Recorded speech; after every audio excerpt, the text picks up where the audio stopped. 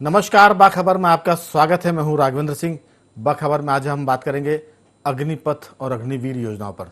दरअसल सरकार की पहल और योजना होगी सफल। उसकी वजह ये कि इस योजना के चलते सरकार ने सेना में किसी नौकरी में कटौती नहीं की है। यानी आप एनडीए में भर्ती हो सकते हैं, उसमें कोई कटौती नहीं है। सीआरपीएफ में आप भर्ती हो सकते हैं, बीएसएफ, सीमा सुरक्षा बल, इसमें भर्ती हो सकते हैं। इन सबसे अलग हटके एक अतिरिक्त योजना है जिसको लेकर पूरे देश में बवाल मचा हुआ है। अब ये सब बवाल क्यों मचा हुआ है, विरोध क्यों हो रहा है? अधिकांश जानकारी के चलते कुछ कोचिंग इंस्टीट्यूट की साजिश और कुछ राजनीतिक लाभ लेने की कोशिश। इसके चलते एक ऐसी योजना जिससे देश के नौजवानों को 4 साल में सेना में काम करने का मौका मिलता और उसके बाद अगर वो सेना से अलग होते हैं 75%, क्योंकि बाकी जो 25% हैं वो सेना में लगातार नौकरी करते हैं, यानी सेना उनको अपनी सेवा में ऑब्जर्व कर लेती। इसके बाद 75% को 10-10% की हम बात करें, सीआरपीएफ में आरक्षण मिलेगा, असम राइफल्स में आरक्षण मिलेगा और जो राज्य हैं वो अपने यहाँ पुलिस की नौकरी में, उसके अलावा दीगर विभागों में उनको आरक्षित करेंगे, यानी उनको वेटेज देंगे, उनको इसके अलग से मार्क्स मिलेंगे, उनको प्राथमिकता मिलेगी। ये सीधी सी बात है कि सरकार ने एक नई योजना शुरू की, लेकिन बिना जाने समझे पूरे देश में इसको लेकर जो हिंसा शुरू हुई है, इस पर हमने पहले भी कहा था कि संदेह जाता है कि इसके पीछे कुछ और कारण होंगे। विदेशी ताकतें हो सकती हैं, अंतर्राष्ट्रीय साजिश हो सकती है और उसमें हमारे बच्चों को टूल बनाया जा रहा है, हथियार बनाया जा रहा है। इस पूरे मुद्दे पर एक बात और जोड़ेंगे हम कि कक्षा 8 से लेकर 10वीं पास के बच्चे इसमें एग्जाम दे सकते हैं, भर्ती हो सकते हैं। ये उनके लिए है जो 10वीं से आगे नहीं पढ़ पा रहे हैं या जो 10वीं तक पढ़कर अपना काम करना चाहते हैं, सेवा देना चाहते हैं सेना में, क्योंकि 12th की एग्जाम के बाद तो लोग एनडीए में जाते हैं। वो बराबर बनी हुई है, उसमें कोई कटौती नहीं है। तो महत्वपूर्ण मुद्दा है कि आखिर देश में ये सब हिंसा और बवाल क्यों हो रहा है, किस वजह से हो रहा है। चर्चा के लिए हमारे साथ रहेंगे, स्काइप पर जुड़ेंगे डॉक्टर भुवनेश गर्ग, वरिष्ठ पत्रकार देवदत्त दुबे, टेलीफोन लाइन पर रहेंगे योगीराज योगेश और स्टूडियो हमारे साथ मौजूद हैं हमारे सामाजिक कार्यकर्ता कमल राठी जी। आप सभी का बहुत बहुत स्वागत है। सबसे पहले डॉक्टर भुवनेश गर्ग जी, आपसे अक्सर बात होती थी कोरोना काल को लेकर। कोरोना में क्या स्थिति होने वाली है, क्या एहतियात बरतें, क्या कितना खतरनाक है, कितना नहीं है। आपने उस मामले में पहले ही बहुत साफ कर दिया था कि कोरोना अब सर्दी जुकाम की तरह आएगा, इसलिए उसमें डरने की जरूरत नहीं है। तो स्थिति वैसी ही गुजर रही है जिस तरह से आपने लोगों को बताया था, जो दावा किया था। तो उसके लिए आपको पहले तो बधाई कि आपकी बात सही निकल रही है। लोगों में पैनिक नहीं है कोरोना को लेकर। हालांकि कोरोना बढ़ रहा है, इसलिए एहतियात की जरूरत तो है। लेकिन आज हम बात कर रहे हैं डॉक्टर साहब अग्निवीर और अग्निपथ पर। यह आखिर मामला क्या है? बहुत सीधा सा मसला था, इसकी जलेबी नहीं बल्कि इमरती बन गई है। किसी को इसका कोई सिरा समझ में नहीं आ रहा है, क्योंकि इस अग्निपथ योजना में किसी भी युवा की नौकरी में कोई कटौती नहीं है। वो चाहे तो इसमें आवेदन करे, कोई बाउंडेशन नहीं है। एनडीए में जाना तो एनडीए में जाए, बाकी सर्विसेज में जाना है तो वहां जाए। आखिर आपसे जानना चाहते हैं कि क्या वजह है कि इस अग्निपथ योजना का विरोध हो रहा है और वो बिना जाने समझे, और वो भी शुरुआत में विरोध का जो लेवल है एकदम हाई पिच पर है। विरोध हुआ और आगजनी शुरू, रेल की पटरियां उखाड़ी जा रही है, बोगी जलाई जा रही है, बाजार बंद किए जा रहे हैं। आप सब पर आपकी राय। राघवेंद्र जी, सबसे पहले तो मैं आपको ये कहना चाहता हूं कि हमारे देश में जितने भी देवी देवता हैं, हम 33 करोड़ देवी देवता की बात करें या 84 करोड़ योनि की बात करें, सारे देवी देवताओं के एक हाथ में अगर किताब रही है तो दूसरे हाथों में शस्त्र और दूसरे हथियार रहे हैं जी। आप देखिए कितने एक अघोषित षड्यंत्र के तहत हमारे देश में से शस्त्र को हटा दिया गया शास्त्र के साथ से। और जिस तरह से कहा जाता है कि दे दी हमें आजादी बिना खड़क बिना ताल, तो मैं राघवन जी ये कहना चाहता हूं कि हमारे देश में जितनी ज्यादा संख्या में मौतें हुई, विस्थापन हुआ, पलायन हुआ, लोगों को, महिलाओं को, बच्चों को उनके साथ दुर्गति हुई, वो संख्या दुनिया भर में किसी भी युद्ध में मरने वाले लोगों के मुकाबले हजारों गुना है। तो ऐसा नहीं है कि आजादी हमको बिना शस्त्र के मिल गई और उसके साथ जो नुकसान हुए वो आज सामने है। मैं इसी को आगे बढ़ा रहा हूं कि जिस तरह से हमें शस्त्र विहीन किया गया, और उसकी वजह से आज हम अपना 70% भूभाग खो चुके हैं। अब सिर्फ 30% भूभाग हमारे पास बचा है, उसको भी खोने की एक बहुत बड़ी साजिश ये चल रही है जो चौतरफा असर करती है। चाहे हमारे यहाँ किसान आंदोलन हो, किसानों के वो रिफॉर्म्स आप देखिएगा दोबारा से बहुत ताकत से आएंगे। घर घर किसानों के पास लोग पहुंच रहे हैं उनकी फसलें खरीदने के लिए, उनका सामान खरीदने के लिए। इसी तरह से घर घर में लोगों को शस्त्र और शास्त्र की शिक्षा मिल सके, लोगों को उसके लिए जागरूक किया जा सके। और आज 12वीं के बच्चे के पास कोई भविष्य नहीं है। इतने संकटकालीन समय में, इतने कंपटीशन वाले समय में वो कोटा जा रहा है, वहां पर लाखों रुपए, करोड़ों रुपए उसके पीएमटी पीईटी के एग्जाम के साथ, एडमिशन के साथ खर्च हो रहे हैं। कितनी महंगी शिक्षा हो गई है। मैं तो बहुत साधुवाद देता हूं हमारे यशस्वी प्रधानमंत्री मोदी जी को कि उन्होंने 12वीं 10वीं के बच्चों के लिए इतनी महती योजना लाके खड़ी कर दी, जिसमें आप खेलेंगे, कूदेंगे, पढ़ेंगे, आपको डिग्रियां भी मिलेंगी और आपको पैसा भी मिलेगा। इससे बड़ी क्या बात हो सकती थी। ये निश्चय ही कुछ उन तत्वों का काम है जो विपक्ष में बैठे हैं, जो सत्ता के लालची हैं, जिन्होंने 70 साल देश को लूटा, आज भी लूट रहे हैं वंशवाद और परिवाद चलाकर। और इसीलिए उनकी तरफ से इतने सारे संकट खड़े हो रहे हैं जिसका कोई मोल नहीं है। राहुल गांधी ने, मैं नामजद कह रहा हूं कि राहुल गांधी ने ओपनली कहा कि देश में आग लगेगी, और देखिए देश में आग लग रही है। क्या ऐसे लोगों को हमें तवज्जो देनी चाहिए, देश को तवज्जो देनी चाहिए? ये बेहद शर्मनाक है और इसके ऊपर बहुत कड़ी कार्रवाइयां होनी चाहिए। और जिन लोगों ने भी इस तरह की आग लगाने की कोशिश की है, मेरा मानना है कि आप अगर गोली नहीं चला सकते तो आप पेलेट गन चलाइए। आप पेलेट गन भी नहीं चला सकते तो आप कुछ ऐसा करिए जैसे कि दूसरे देशों ने एक डाई की गन बना रखी है, वो डाई फेंक देते हैं उस गन से और वो कलर से आदमी आइडेंटिफाई हो जाता है, वो छुप नहीं पाता 2 दिन 3 दिन तक 4 दिन तक। तो ऐसे लोगों को आइसोलेट किया जाना चाहिए। उनको, उनके परिवार को। आज 20 करोड़ लोग मात्र टैक्स के परिधि में आते हैं और ये हम 80 करोड़ लोगों को मुफ्त राशन खाना इनके पैसों से बांट रहे हैं, और ये जाकर इतनी हरामखोरी कर रहे हैं जगह जगह सड़कों पर आग लगाते हुए। इनके पिताजी ने कभी 1 रुपया टैक्स भरा है क्या, जो उन्होंने ये करोड़ रुपए की ट्रेनें फूंक डाली हैं? जिसके ऊपर बहुत सख्त कार्रवाई होना चाहिए। इस देश में अब हरामखोरी नहीं चले, मेरा मानना है कि ऐसा कुछ प्रयास होना चाहिए। बिल्कुल। योगीराज जी, आपका बहुत स्वागत है। मेरी आवाज सुन पा रहे हैं? जी। दरअसल सेना और सरकार इस पूरे मुद्दे पर अब पीछे नहीं हटेगी, बल्कि इसमें कुछ सुधार करके अगले महीने जुलाई में इसकी बाकायदा परीक्षा या भर्ती की प्रक्रिया शुरू हो रही है। तो हम कह सकते हैं कि जो बात डॉक्टर भुवनेश गर्ग कह रहे हैं कि इस पूरे मामले में कोई साजिश भी है, और लोग जो कहते थे कि देश में आग लग जाएगी, ये आग लगने वाली स्थिति है। अलग बात है कि किसी पार्टी का इसमें कोई रोल ना हो, कोई भूमिका ना हो, लेकिन हमने कभी नहीं देखा कि कोई आंदोलन पहले दिन से इतनी हाई पिच पर चला जाए, जो सीधे आगजनी करे, रेल की पटरियां उखाड़े, रेल की बोगियां जलाए और 4 दिन बाद ही भारत बंद का आह्वान हो जाए। ये जो चुपचाप से आंदोलन कर रहे हैं, चोरी छुपे आंदोलन कर रहे हैं, आखिर ये कौन सी शक्तियां हैं? क्या मैं सिर्फ इसमें 2 लाइन और जोड़ूंगा कि जो लड़के इस 4 साल की नौकरी में आर्मी में जाएंगे वो देश की सेवा करेंगे। 4 साल बाद जब वो वापस आएंगे अपने सार्वजनिक जीवन में, तो उनमें से 75% जो पब्लिक लाइफ में आएंगे वो जाहिर है कि या तो वो देशभक्त होंगे या फिर वो अनुशासित ढंग से कोई भी काम धंधा व्यापार कर रहे होंगे। मुझे लगता है कि इस पूरे मामले में लगभग 4 साल के बाद जो जवान भर्ती होगा उसको लगभग 25 लाख से ऊपर का पैसा मिलेगा। चौथे साल उसको 11,70,000 रुपये मिलेंगे और हर साल उसकी जो वेतन होगा उसमें 10% का इजाफा होगा और उसका बाकायदा पीएफ भी कटेगा। तो मुझे लगता है कि ये किसी नौकरी में कटौती के बजाय सरकार की सेना के लिए एक अभिनव योजना है, जिसका विरोध बिना जाने समझे कोचिंग इंस्टीट्यूट वाले भी कर रहे हैं, जो बच्चों को सेना में भर्ती होने की प्रशिक्षण देते हैं। मुझे लगता है कि इसमें भी एक बड़ा घपला, कोई बड़ी चीज़ निकल कर आएगी कि ये जो कोचिंग इंस्टीट्यूट वाले हैं जो सुरक्षा बलों में भर्तियों के लिए देते हैं, कहीं ना कहीं उन पर भी मुझे लगता है कि आंच आएगी। आपकी राय? जी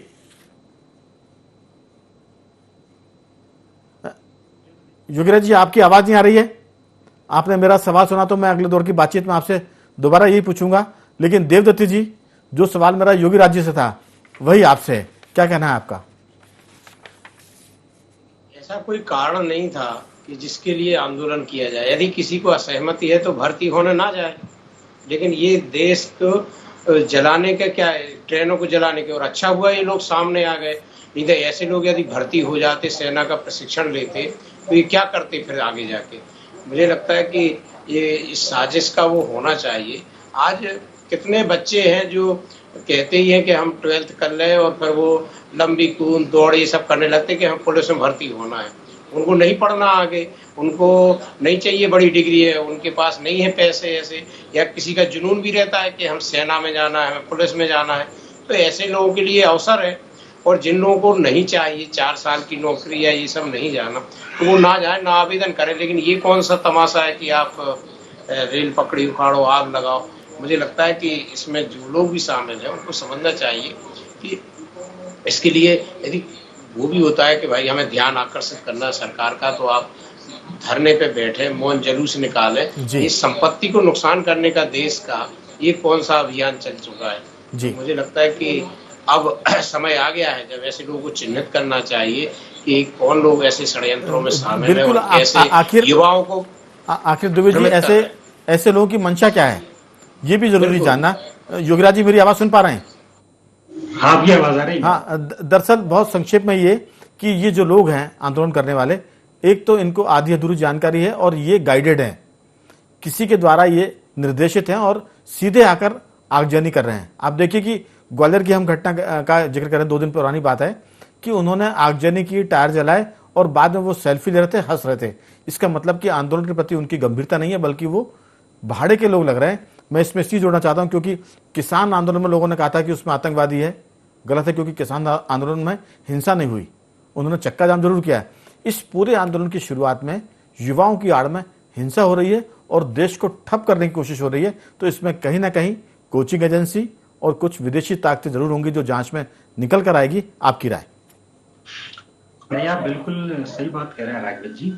और अभी कोई कोचिंग संचालक को गिरफ्तार भी किया गया बिहार से, तो डेफिनेटली इसमें कुछ ना कुछ जानबूझकर किए गए या जिसको कि मोटिवेट किया गया युवाओं को ताकि दिग्भ्रमित हो जाए। क्योंकि ये 10वीं और 12वीं के स्टूडेंट्स का ये काम हो ही नहीं सकता कि इतने बड़े लेवल पर वो ट्रेन जला दें और पटरियां उखाड़ दें। इसमें कहीं ना कहीं दूसरी ताकतें शामिल हैं और ये आइडेंटिफाई होना चाहिए। और ये सही बात है, क्योंकि लोग युवा बिना सोचे समझे इसका विरोध कर रहे हैं जी। ये तो फिर भी ठीक है कि 4 साल के लिए सरकार ने एक योजना लॉन्च की और आपको सैलरी का भी ऑफर दिया। सरकार चाहती तो ये भी कह देती कि 4 साल के लिए सबको अनिवार्य है और उसके लिए कोई वेतन नहीं दिया जाएगा, ये भी कह सकती थी वो। लेकिन ये एक युवाओं के लिए एक स्वर्णिम अवसर है और न केवल नौकरी पाने का स्वर्णिम अवसर है, बल्कि सेल्फ डिफेंस, आत्म अनुशासन जो कि जीवन भर काम आएगा। वो ये नहीं कि केवल 4 साल बाद आप हट जाएंगे, तो जो सेना की ट्रेनिंग है वो जीवन भर काम आती है, हर मौके पर, आपातकालीन मौके पर काम आती है। तो ऐसा प्रशिक्षण तो सरकार के लिए बल्कि पैसे लेने चाहिए, तो ये विदाउट पैसे के दिया जा रहा है और उसमें करीब 40 लाख रुपए का पैकेज आपको आखिरी समय तक मिलेगा। तो ये बहुत अच्छी स्कीम है युवाओं की। और ये बात सही है कि ये आपके ऊपर डिपेंड करता है कि आप इसको ज्वाइन करें या ना करें। लेकिन ये यदि अपन एक दूसरा नजरिए से यदि आप इसको देखें जी, पूरे देश में ये भी देखा जा रहा है कि जो बेचारे 10वीं पास बच्चे हैं, जो 12वीं पास बच्चे हैं, इवन जो ग्रेजुएट बच्चे हैं, वो आप देखिए जरा प्राइवेट सेक्टर में कोई 8,000 में काम कर रहा है, कोई 10,000 में काम कर रहा है और आने की आगे की कोई गारंटी नहीं। कभी आप योगीराज जी, एमबीए और बीई पास बच्चे सरकारी नौकरी में चपरासी के लिए आवेदन करते हैं, तो उस लिहाज से ये 10वीं पास बच्चों के लिए अगर सरकार ने योजना सुरक्षा बल में, आर्मी में दी है, तो मुझे लगता है कि ये इस बात की जरूरत है कि ये हिंसा हो कैसे रही है। मैं लौटूंगा आपके पास। कमल राठी जी, दरअसल इसमें जो अग्निवीर का जो मामला है, इसमें क्लर्क भी होंगे, इसमें स्टोर कीपर भी होंगे, इसमें टेक्निकल असिस्टेंट भी होंगे और इसमें ट्रेड्समैन भी होंगे। तो ये 3, 4, 5 ग्रेड है इसमें अलग अलग। और सीधी सी बात है कि ये सरकार ने एक आपको ऑप्शन दिया है, एक अवसर दिया है। इसमें जैसा सभी लोग कह रहे हैं कि आप चाहें तो आवेदन करें और चाहें तो मान लें कि सरकार ने कोई योजना नहीं बनाई, लेकिन जो जाना चाहते हैं वो जाएं, जो नहीं जाना चाहते वो अपने दूसरे किसी काम में एग्जाम की तैयारी करें, कोई धंधा करें, कोई एनडी की तैयारी करें। तो जब इसमें कुछ ऐसा है नहीं कि कोई कटौती हो रही है, तो फिर ये जो विरोध एकदम से बहुत तेजी से चला गया पहले दिन, इसके पीछे आपका क्या लगता है कि कोई साजिश है इसमें? क्योंकि कोचिंग संस्थान वाले इसमें जुड़े हुए हैं। और एक चीज और मैं जोड़ूंगा सभी साथियों के लिए कि देश को हर साल 45,000, हर चौथे साल 45,000 ऐसे लोग मिलेंगे शुरुआत में जो सुरक्षा की ट्रेनिंग लेकर होंगे, यानी एक तरह से वो आर्मी के जरूर हैं, लेकिन सिविल में भी वो आर्मी मैन रहेंगे। तो जब भी कभी देश पर संकट आएगा तो जैसे कहते हैं ना राठी जी, रिजर्व फोर्स होती है, रिजर्व फोर्स के रूप में भी काम करेंगे। और जीवन में जब वो काम करेंगे तो अनुशासन होगा उनके कामकाज में, जो देश के लिए और समाज के लिए लाभकारी होगा। आपकी इसमें राय? देखिए, मेरी राय थोड़ा सा इसमें सभी वक्ताओं से थोड़ा सा भिन्न है। इसके दो पहलू, एक पहलू जो आगजनी और इसका जो विरोध का स्वरूप है उससे बिल्कुल सहमत नहीं हूं, और वो बिल्कुल नहीं होना चाहिए। लेकिन वो पहले दिन से क्यों हो गया? नहीं, वो एकदम क्लियर है। दूसरी बात जो आप कर रहे हैं तो उसमें एक चीज है, पिछले 2-3 साल से जो बच्चों ने एग्जाम दे दिया, इंटरव्यू हो गया, मेडिकल हो गया, उनकी जो नौकरी, उनको इंतजार कर रहे थे कि हमें नौकरी का एडमिशन का आना है, उनके वो रिजेक्ट कर दिए गए, वो नौकरियां खत्म कर दी गई। आप ये देखिए, और अब ये नए ढंग की एक भर्ती लाएं, कायदे से सरकार को अगर लाना था। कौन सी नौकरियां रिजेक्ट? जो रेगुलर में इस एज ग्रुप की मिलिट्री में जो नौकरी लगती थी, उस नौकरी को समाप्त कर दिया गया है। लेकिन उसका इस योजना से कोई संबंध है क्या? हाँ, ये योजना अलग से लाके वो नौकरी समाप्त करके ये नौकरी लाई गई है। जहां तक मैंने समझा है वो नौकरियां समाप्त कर दी गई जो रूटीन में 15 साल 20 साल के लिए नौकरी लगती थी। नहीं, लेकिन सेकंड लेफ्टिनेंट की नौकरी होती है। नहीं, वो बड़ी नौकरी पे नहीं किया साहब। ये जिस क्लास पे नौकरी को किया गया है, इस क्लास में पहले 15 से 20 साल की जो भर्ती। लेकिन अभी तक जितनी भी बात एक हफ्ते से हो रही है, सरकार ने ये नहीं कहा कहीं भी। नहीं, सरकार ने कहा, मैंने भी सुना है। और ये जो मैं बात कर रहा हूं कि जो लोगों की डिमांड थी कि साहब हमारा ऑलरेडी मेडिकल हो गया, सारी चीज हो गई, और हमें इंतजार कर रहे थे कि हमें अपॉइंटमेंट लेटर आएगा, तो वो सारे निरस्त कर दिए गए। राठी जी, लेकिन इसमें अभी तक जो लोग आंदोलन कर रहे हैं, आंदोलन करने वालों ने भी इस बात को नहीं कहा है जो आप बता रहे हैं। नहीं, उसी में से सुन के ही मैं भी बोल रहा हूं। एकदम से ये नई बात है, क्योंकि अभी तक जो प्रिंट मीडिया में, जो चैनल्स में बताया जा रहा है, उसमें इसका कहीं जिक्र नहीं हुआ है कि जो पुरानी सर्विसेज थी उनको सरकार ने लोगों के चयनित होने के बाद भी रद्द करके ये नई नौकरी दी है। ऐसा अभी तक तो चयनित का इंतजार कर रहे थे, जिनके सारे सर्टिफिकेट्स हो गए थे, उनका वो रद्द कर दिया गया जी। दूसरा, जब इसका और पहलू जब देखते हैं तो इसका ये पहलू है कि 4 साल के लिए आप नौकरी देना चाहते हैं, तो आप पहले बताइए, ये काम था फौज का। फौज अपने आप में लाती, कई नौकरियां लाती हैं, लेती हैं, संविदा पे नियुक्ति होती है टीचरों की, कहीं की। तो इसका एक राजनीतिकरण किया गया, इसका एक राजनीतिक लाभ लेने का जो प्रयास किया गया, इसलिए इसका राजनीतिक पोस्टमार्टम हो गया। आप इसको पहलू से देखें। राजनीतिकरण सरकार, नौकरी तो सरकार निकालेगी, निकालती है ना। यूपीएससी नौकरी निकालती है तो क्या सरकार विज्ञापन करती है कि सब यूपीएससी नौकरी निकाल रही है?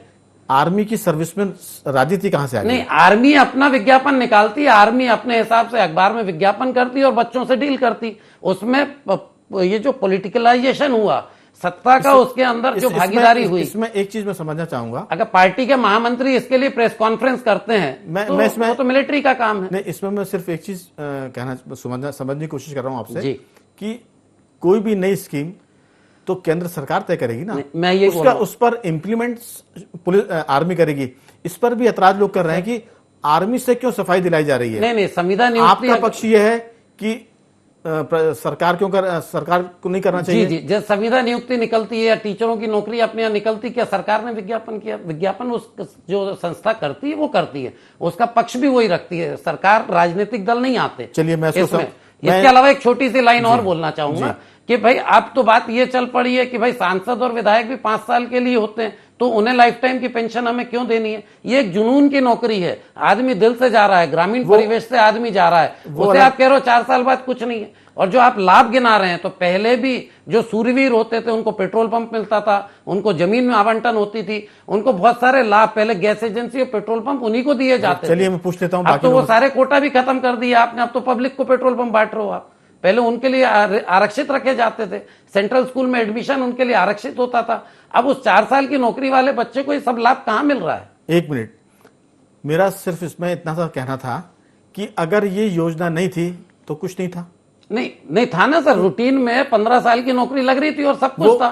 सरकार को अगर 4 साल की नौकरी लाना था, एक पायलट प्रोजेक्ट लाना था, एक ट्रायल लेना था। एक सरकार ने कोई वो अभी घोषणा नहीं करी है हमारी जानकारी में कि वो 15 साल के शॉर्ट टर्म कमीशन सरकार ने कोई खत्म कर दिया है।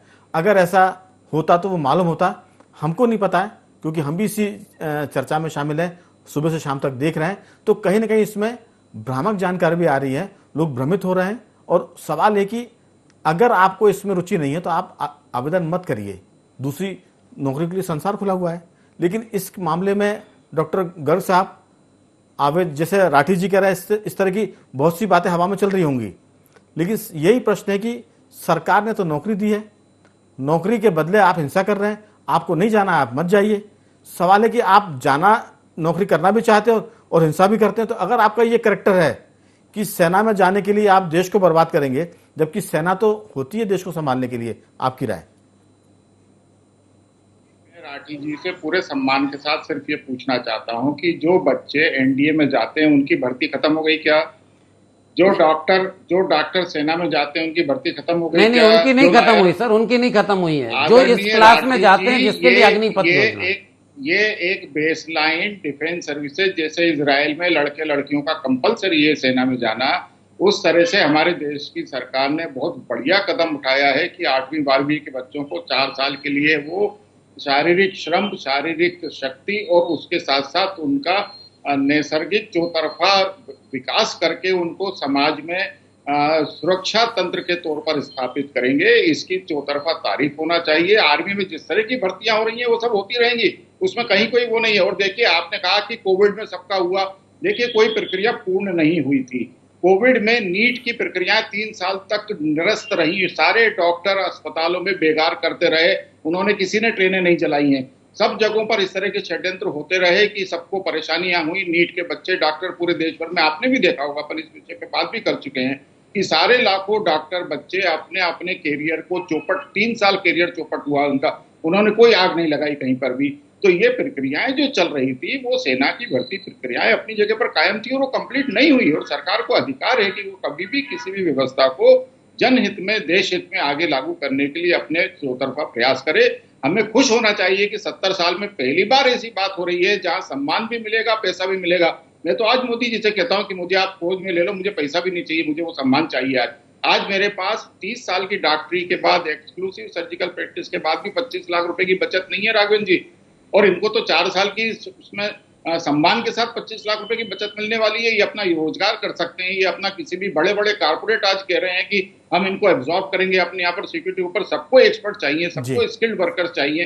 तो यहाँ मेरा सिर्फ ये कहना है कि हमको ये देखना होगा कि क्या आप मनरेगा के गड्ढे खोदने के 70 साल के प्रोग्राम को सम्मान मानते हो? 100 दिन की भीख, 100 दिन की मुफ्तखोरी, लेकिन डॉक्टर आपको साहब ये बात भी जो राठी जी कह रहे हैं, हम इसको खत्म नहीं कर सकते, खारिज नहीं कर सकते, क्योंकि इस तरह की बातें बाजार में होंगी। नहीं कर रहा हूं मैं सिर्फ एक निवेदन कर रहा हूं, मैं खारिज नहीं कर रहा हूं। मेरा सिर्फ ये कहना है कि एक प्रयास तो शुरू हुआ, उसको तो आगे बढ़ने देते हैं अपन, बिल्कुल बाकी चीजों के ऊपर बात करेंगे। बात यहीं पर आती है कि ये जो प्रयास शुरू हुआ है और शुरू होते ही आगजनी शुरू हो गई, इतने हाई लेवल पे चला गया मामला, ये शंका पैदा करता है, ये संदेह पैदा करता है। षड्यंत्र को पहचानना जरूरी है, इसके पीछे जो खड़े लोग हैं उनको सामने लाना जरूरी है। जी देवदत्त जी, आपकी इसमें राय?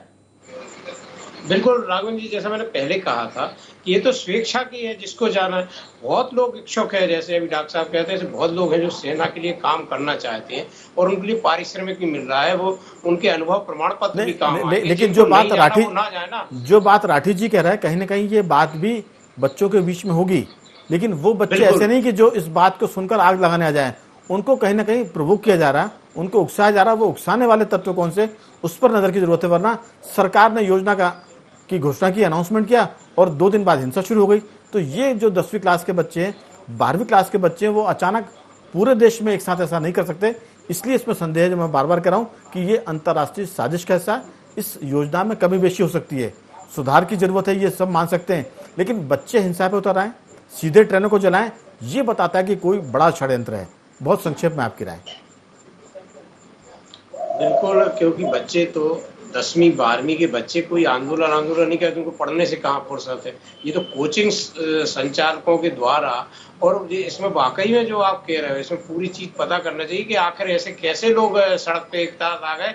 और पहले के जो आंदोलन के चरण होते हैं कि हम भैया ज्ञापन देंगे कि हमें इसमें संशोधन करिए, फिर हम धरना बैठेंगे, भूख हड़ताल करें, ये कैसा सीधा आग जलाने के लिए जा रहा है। ऐसी कैसा उनको बलगलाया गया, कैसी मानसिकता तैयार की जा रही है। और मैं तो कहता हूँ ये अच्छा हुआ कि ऐसे लोग वो सामने आ गए, अन्यथा ऐसे लोग यदि प्रशिक्षण लेकर भर्ती हो जाते तो वो क्या करेंगे अंदर जाके। देवदत्त जी, ये न केवल बरगलाए गए हैं, बल्कि मैं तो कहूंगा कि भाड़े पर हैं। कोई भी 10वीं क्लास का बच्चा बरगलाने पर आग लगाने की नहीं आएगा। आप अपने मोहल्ले में किसी बच्चे को उकसा दीजिए कि अगर वो आ जाए, मैं लौटूंगा आपका योगीराज जी, आपकी इस राय की बच्चों को बरगलाया गया, उससे भी आगे बढ़ के उकसाया गया, और ये साजिश कैसा है? बहुत संक्षेप में राय आपकी। भी हो चुका है कि व्हाट्सएप ग्रुप बनाए गए हैं, उस व्हाट्सएप ग्रुप में लोगों पर मैसेज किए गए हैं। ये तो अभी तक की जांच में सामने है गया, तो इसमें तो कोई संदेह होना ही नहीं चाहिए कि इसमें किसी तरह की दूसरे लोग शामिल हैं। डेफिनेटली इसमें अलग अलग तरह के घटक इसमें शामिल हैं जो अपनी रोटियां सेक रहे हैं। बिल्कुल, इसमें संदेह नहीं कि कोई ना कोई गड़बड़ी है। राठी जी, बहुत संक्षेप में राय। हमारा इस आंदोलन से कोई ऐतराज नहीं है, आंदोलन करें, लेकिन ये एक सवाल है आपसे बहुत छोटा सा कि जो हिंसा है, पहले दिन से जो हिंसा शुरू हुई है, इसके पीछे क्या देखते हैं? नहीं, बिल्कुल, मैंने पहले ही कहा कि जो हिंसा हुई है वो एकदम गलत है, और वो जिस कारण से भी हुई उसको सरकार को जांच करनी चाहिए। 25 लाख करोड़ का मामला है, ये इतने हल्के से हम अगर कहेंगे इसमें कि एकदम गलत है और बात खत्म हो गई, ये नहीं है, क्योंकि इसमें साजिश है देश को तोड़ने की, देश को जलाने की। लेकिन समय की कमी है। सब मेहमानों का मैं धन्यवाद करूंगा, देवदत्त जी आपका भी, राठी जी आपका भी, और योगीराज जी आपका भी, और डॉक्टर भुवनेश्वर आपका भी बहुत बहुत साधुवाद। कुल मिलाकर सरकार ने अग्निपथ योजना के तहत अग्निवीरों की भर्ती का एक तरह से काम शुरू कर दिया, और जुलाई में इस पर आवेदन भी आ जाएंगे और भर्ती भी शुरू हो जाएगी। तो कुल मिलाकर सरकार पीछे हटने को तैयार नहीं है। जहां तक बच्चे बहकावे में आए थे, 1-2 दिन 4 दिन में उम्मीद करते कि मामला शांत हो जाएगा और सरकार इस मामले में जांच कर दोषियों पर कार्रवाई करेगी जो देश में हिंसा पैदा कर रहे थे। तो बाखबर में आज सिर्फ इतना ही। कल किसी और मुद्दे पर आपसे बात करेंगे। तब तक बने रहिए हमारे साथ और देखते रहिए IND 24।